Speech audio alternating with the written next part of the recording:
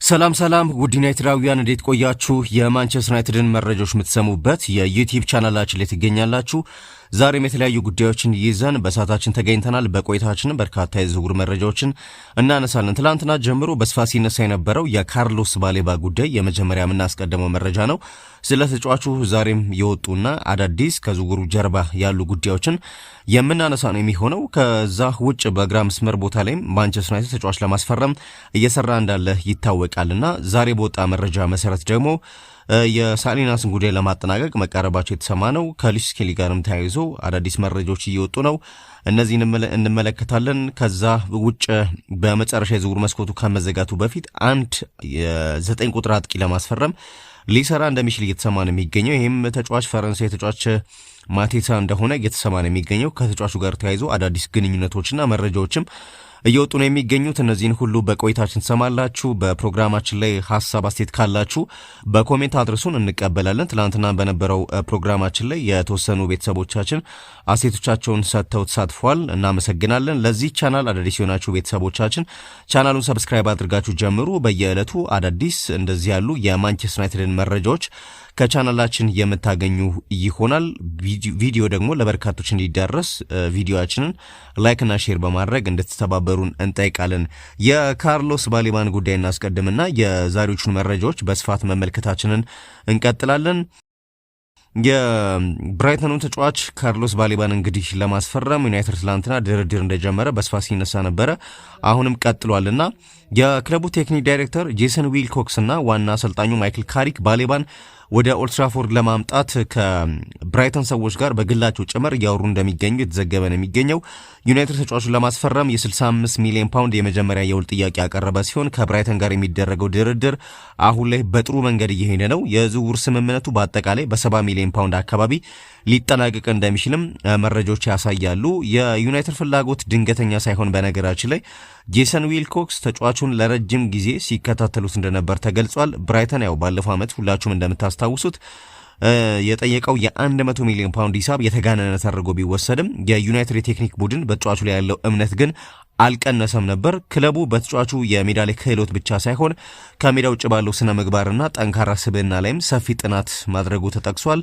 የተሰበሰቡት ሪፖርቶች በሙሉ ጥሩ በመሆናቸው ባሌባ በኦልድ ትራፎርድ ስኬታማ ለመሆን የሚያስፈልገው የአእምሮ ዝግጅትና ጥንካሬ እንዳለው በክለቡ አመራሮች ዘንድ ሙሉ እምነት ተጥሎበታል እና ማንቸስተር ዩናይትድ በክረምት የዝውውር መስኮት አንድሬ ሳንቶስና ዩሪ ቲሌማንስን ቀደም ብሎ ማስፈረሙ ይታወሳል። ካርሎስ ባሌባን ማስፈረም ከተቻለ የክለቡ የአማካይ ክፍል ግንባታ እቅድ ሙሉ በሙሉ እንደሚጠናቀቅ ይታመናል። ባሌባ ያለው አካላዊ ጥንካሬ፣ ኳስ የማቋረጥ ብቃትና የሜዳ ላይ እንቅስቃሴው እንደ ኮቢ ማይኑ፣ ብሩኖ ፈርናንዴዝና ሜሰን ማውንት ካሉ ተጫዋቾች ጋር በጥሩ ሁኔታ እንደሚጣጣም አሰልጣኝ ማይክል ካሪክና የዝውውር ቡድኑ ቀደም ብሎም ጭምር አምነውበታል የተባለው የዩናይትድ ደጋፊዎች ስለ ዝውውሩ ክለቡ በዝውውር ገበያው ላይ እያሳየ ያለው የታቀደና የተቀናጀ አካሄድ ጥሩ ለውጥ መሆኑን ያምናሉ።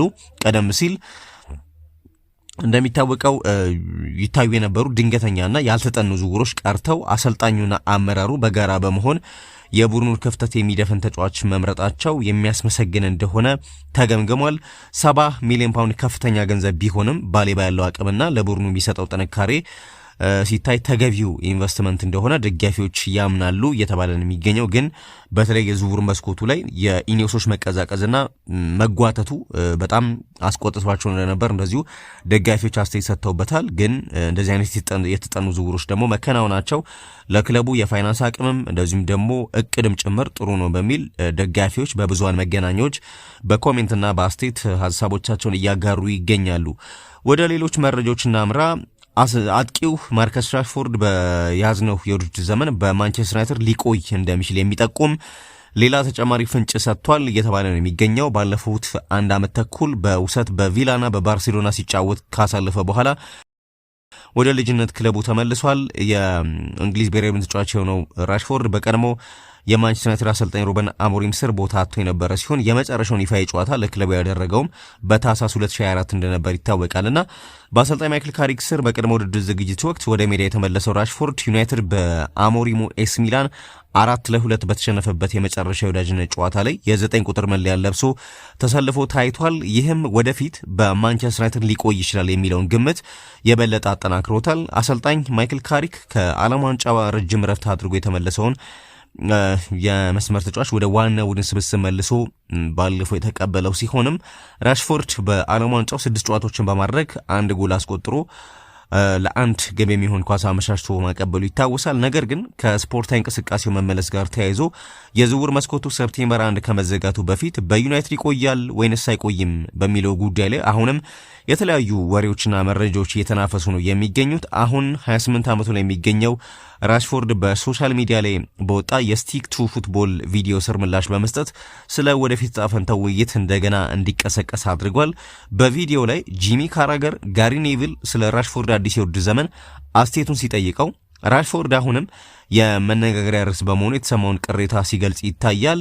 ካራገር በቪዲዮ ላይ የራሽፎርድን ስም ሳናነሳ አንድ ፖድካስት መስራት አንችልም፣ እባካችሁ አቆሙት፣ የእውነት እንደ ትሬንት አሌክዛንደር አርኖልድ እና ራሽፎርድ ሁል ጊዜ የፖድካስቱ አካል ይሆናሉ ሲል ተናግሯል ቃል በቃልና ራሽፎርድ በትዊተር ገጹ በሰጠው ምላሽ ታዲያ ምስጋና ይግባ ጂሚ ካራገር፣ ስሜ በየቀኑ ሳይነሳ ትኩረቴን በጨዋታ ላይ ብቻ አድርጌ እግር ኳስ መጫወት ብችል በጣም ጥሩ ነበር ሲል ጽፏልና ጂሚ ካራገር አርንቆታል። ያው ቅድም እንዳነሳሁት ሁሌ ውይይታችን ላይ ለምንድን ነው ራሽፎርድና አርኖልድ የምናነሳው? ስለ ራሽፎርድ ሳናነሳ መወያየት አንችልም በሚል ነው ካራገር ጂሚ ካራገር ያነሳውና ይሄንን በመጥቀስ ነው በየቀኑ ስሜን ሳታነሱ ትኩረቴን ጨዋታ ላይ ብቻ አድርጌ እግር ኳስ መጫወት ብችል በጣም ጥሩ ነበር እግዜር ይስጥ በሚል ራሽፎርድ አመስግኖታልና ይሄ ምንድን ነው የሚያመላክተው በሚል በርካቶች እየተነጋገሩበት ይገኛሉ። ያው በክለቡ መቆየቱን ማረጋገጫ የሰጠበት ነው ራሽፎርድ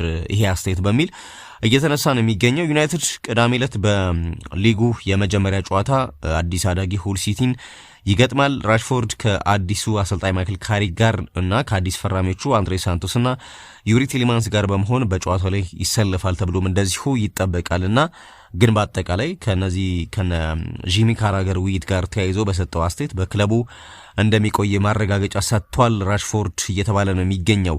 ሌላኛው ጉዳይ ማንቸስተር ዩናይትድ የግራ መስመር ተከላካይ ለማስፈረም የሚያደርገውን እንቅስቃሴ እያፋጠነ ነው የሚገኘው ተብሏል። የሬሲንግ ሳንታንዴሩ የ19 ዓመት ወጣት ተጫዋች ጆሪ ሳሊናስ በዋና አሰልጣኝ ማይክል ካሪክ የእጩ ዝርዝር ውስጥ ቀዳሚ ትኩረት ካገኙት መካከል ተጫዋቾች አንዱ እንደነበር ቀደም ብሎም እኛም በተደጋጋሚ በዘገባችን ስናነሳ የቆየ ጉዳይ ነው። ክለቡ ቀደም ሲል የኒውካስል ዩናይትዱን የግራ መስመር ተከላካይ ሊዩስ ሳሊን ለማስፈረም ከፍተኛ ፍላጎት እንደነበረው ይታወቃል።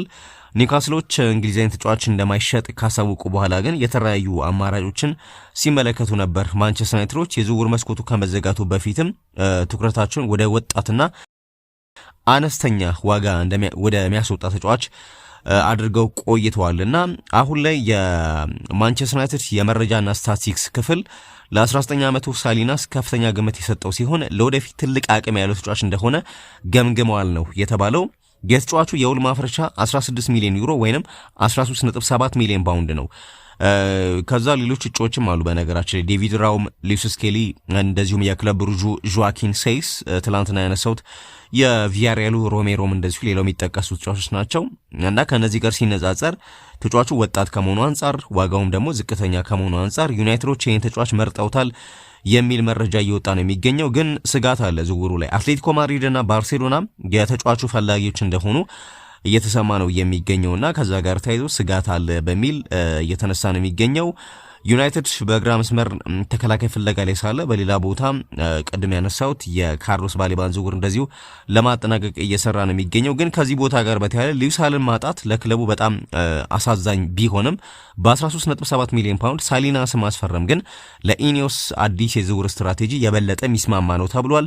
ተጫዋቹ በቀጥታ የሉክ ሾውን ቦታ ወዲያውኑ ይሸፍናል ተብሎ ባይጠበቅም ክለቡ ውድ ተጫዋቾችን ከመግዛት ይልቅ በወጣት ተጫዋች ላይ ኢንቨስት ለማድረግ የያዘውን የዩናይትድ የዝውውር መስኮት ከመዘጋቱ በፊት ይሄን እቅድ ያሳካል ተብሎ ይጠበቃል እና ለማይክል ካሪክ አዲስና ወጣት ቡድን የመገንባት ትልቅ እርምጃ ስላላቸው ወይንም ትልቅ ፕሮጀክት ስላላቸው በወጣት ቡድን ቀጣይነት ያለው ቡድን ለመገንባት ማለት ነው ለዛም የሚስማማ ተጫዋች ነው በሚል እየተነሳ ነው የሚገኘው ጆርጅ ሳሊናስ እና ዋጋውን በጣም ርካሽ ነው። ከዛ በተጨማሪ ለረጅም ጊዜ የሉክ ሾው ተተኪ ሆኖ ያገለግላልና ከሌሎች አማራጮች ይሄ ተጫዋች ይሻለናል በሚል ማንቸስተር ዩናይትዶች ምርጫ አድርጎታል። ያው ዩናይትድ ይህን ተጫዋች አንደኛ የመረጠበት ባለፈው ከ19 ዓመት በታች የአውሮፓ ዋንጫ ሻምፒዮን እንደሆነ ይታወቃል ከስፔን ብሔራዊ ቡድን ጋር።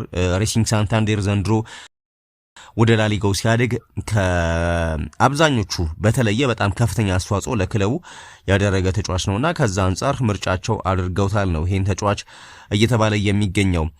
ሌላኛው ጉዳይ የዝውውር መስኮቱ ከመዘጋቱ በፊት ማንቸስተር ዩናይትድ አዲስ አጥቂ ለማስፈረም ጥረት ሊያደርግ እንደሚችል እየተነገረ ነው የሚገኘው። ይህም ግን ሆላንዳዊ አጥቂ ጆሹዋ ዚርኪዚ ክለቡን ለቆ ሚሄድ ከሆነ ብቻ እንደሆነ እየተሰማ ነው የሚገኘው።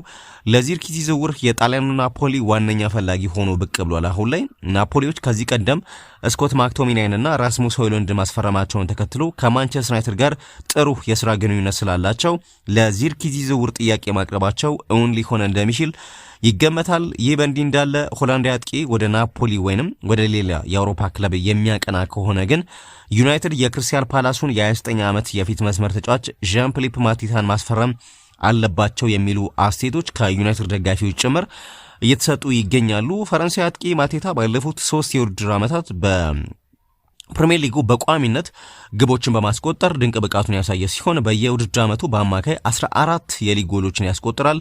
ባለፈው የክረምት የዝውውር መስኮት ክሪስታል ፓላስን ለቆ ለመውጣት ጥረት አድርጎ የነበረ ሲሆን የጣሊያኑ ኤሲ ሚላን በ30 ሚሊዮን ፓውንድ የዝውውር ሂሳብ ለማስፈረም ተስማምቶ የነበረ ቢሆንም በሕክምና ምርመራ ወቅት በተገኘ ጉድለት ዝውውሩ ሳይሳካ እንደቀረ ይታወቃል። ይሁን እንጂ ከነበረበት ቀላል የጉልበት ጉዳት አገግሞ የተመለሰው ማቴታ የደቡብ ለንደኑ ክለብ ክሪስታል ፓላስ የዩኤፋ ኮንፈረንስ ሊግ ዋንጫን እንዲያሸንፍ ከፍተኛ አስተዋጽኦ አበርክቷል።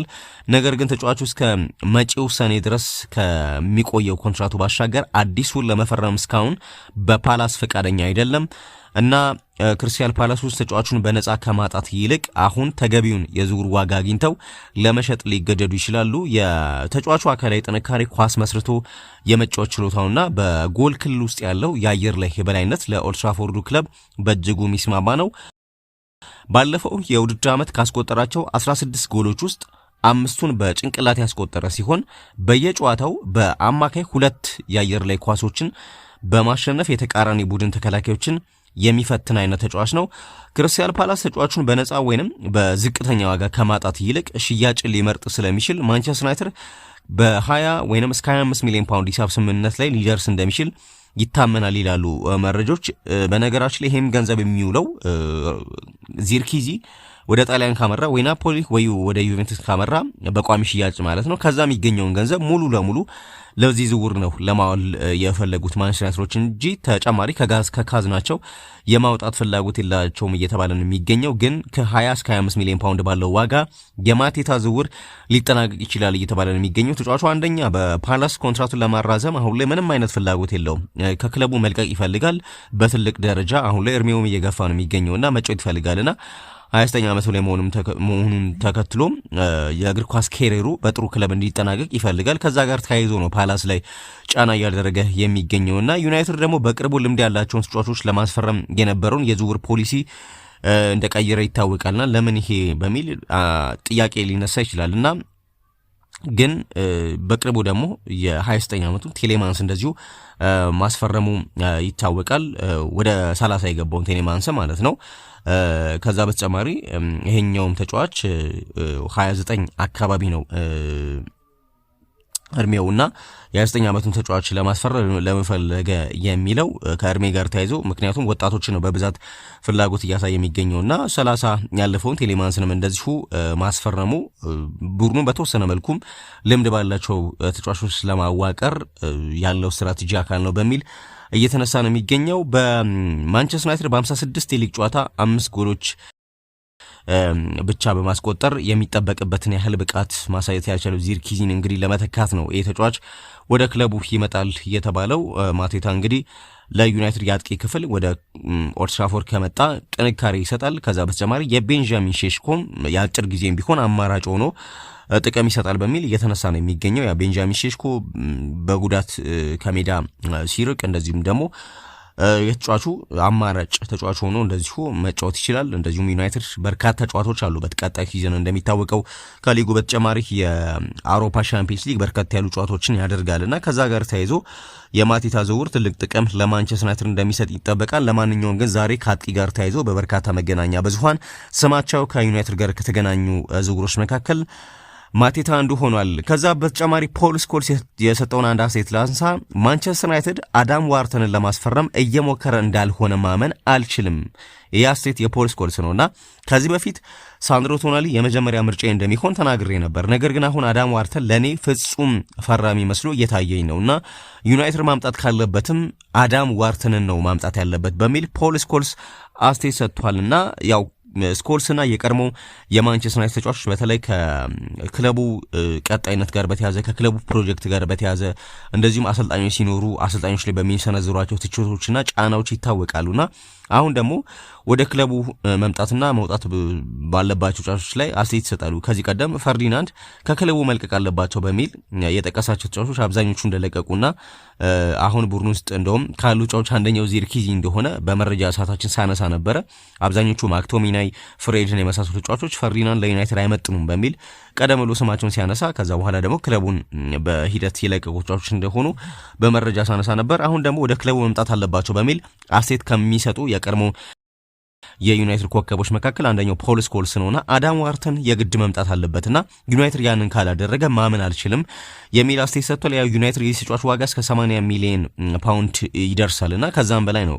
በእርግጥ ፓላስ እስከ 85 ሚሊዮን ፓውንድ ነው እየጠየቀ የሚገኘውና ከዛ ጋር ተያይዞ ያስፈርመዋል ተብሎ አይጠበቅም። አሁን ላይ ያው ለመጨረሻ የተቃረቡት ቅድም ያነሳሁት የካርሎስ ባሌባ ዝውውር ነው በ70 ሚሊዮን ፓውንድና ግን ይሄ መረጃ ከተሰማ በኋላ ፖል ስኮልስ አዳም ዋርተንን ትተውታል ብዬ ማመን አልችልም የሚል አስተያየት መስጠቱ በርካቶችን እያነጋገረ ይገኛል። የበርካታ መገናኛ ብዙሃንም ትኩረት ሆኖ በመረጃ ለማንሳት ያክል ነው።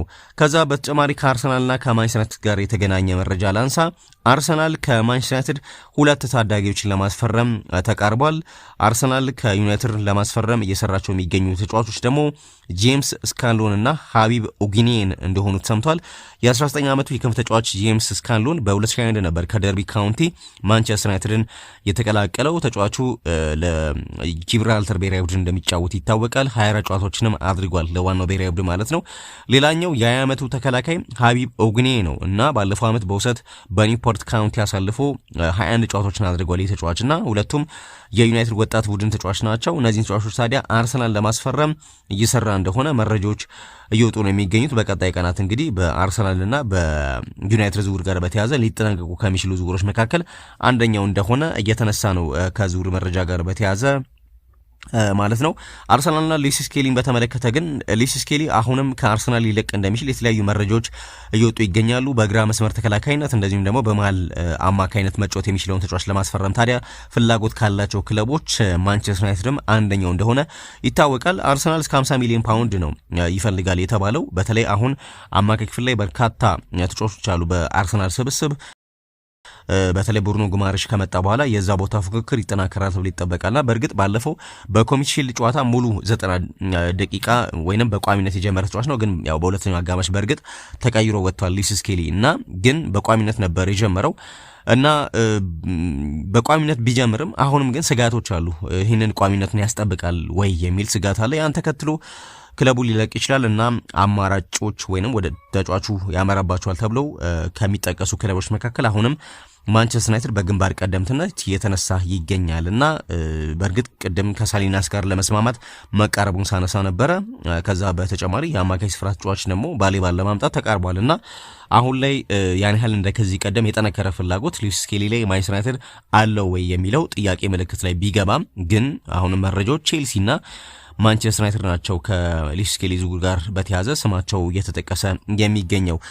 በመጨረሻም በትላንትናው ፕሮግራማችን በባሌባ ዝውውርን በተመለከተ ሀሳብ አስተያየቶቻችሁን ሰጥታችሁናል። በርካቶቻችሁ ከአስተያየቶቻችሁን ከሰጡን ቤተሰቦቻችን መካከል አሌክሲስ በሚል ስም ቶሎና አፍጥኑት በማርያም ናፈቀኝ እስከማየት ድረስ አስግቶኝ ነበር ዩናይትድ የኔ ንጉስ የሚል አስተያየት ሰጥቶናል። አበበ ሄር ዊ ጎ የሚል መልእክት አስቀምጦልናል። አው ድርድር ላይ ነው የሚገኙት፣ ተስማምቷል ከተጫዋቹ ጋር ቀደም ብሎ ነው የተስማሙት። ከብራይተን ጋርም የሚደረገው ድርድር በጥሩ ሁኔታ እየተጓዘ መሆኑን እኛም ጠቅሰን ነበረ። ነገር ግን ያው ሙሉ ለሙሉ ስላልተጠናቀቀ ነው ተጠናቋል ያላል ነው እንጂ በስምምነት ደረጃ ተስማምቷል ብራይተንና ማንቸስተር ዩናይትድ። ይሄ ምንም ጥያቄ የለውም። በቀጣይ ቀናት ማንቸስተር ዩናይትድ ያው ዝውውሩን ይፋ እስከሚያደርግ ድረስ ሙሉ ለሙሉ ተጠናቋል ማለት ስለማይቻል ነው እንጂ ተስማምቷል በአብዛኞቹ ነገሮች። ግን ዩናይትድ ይፋ ሲያደርገው ሙሉ ለሙሉ አልቋል ብለን በድፍረት ለመናገር ስለሚያመቸን ነው። ግን እናመሰግናለን ለአስተያየት አበበ። ከዛ በተጨማሪ የዘውትር ተከታታያችን ይነበብ እንደዚሁ ካርሎስ ባሌባ ወደ ክለባችን መምጣቱ አሪፍ ዜና ነው። ሌሎች ተጫዋቾችን ቢፈርሙ ደስ ይለኛል። ካለን ዓለም አቀፍ ዝና አንጻር ይለኛ ለክለባችን ዝውውር ማድረግ ሳይታለም የተፈታ ጉዳይ ነው። ዝውውርም ማድረግ ይገባናል። በተረፈ ጥሩ ነው የሚል አስተያየት ከአዲስ አበባ ሰጥቶናል።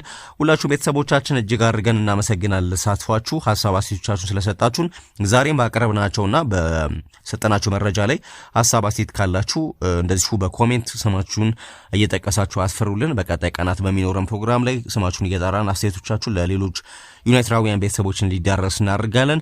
አብራችሁ ስለነበራችሁ እናመሰግናለን። ለዚህ ቻናል አዳዲስ የሆናችሁ ቤተሰቦቻችን ቻናሉን ሰብስክራይብ ማድረግ እንዳይረሳ። በያላችሁበት ሰላምና ጤና እንመኛለን። ሰናይ ቀን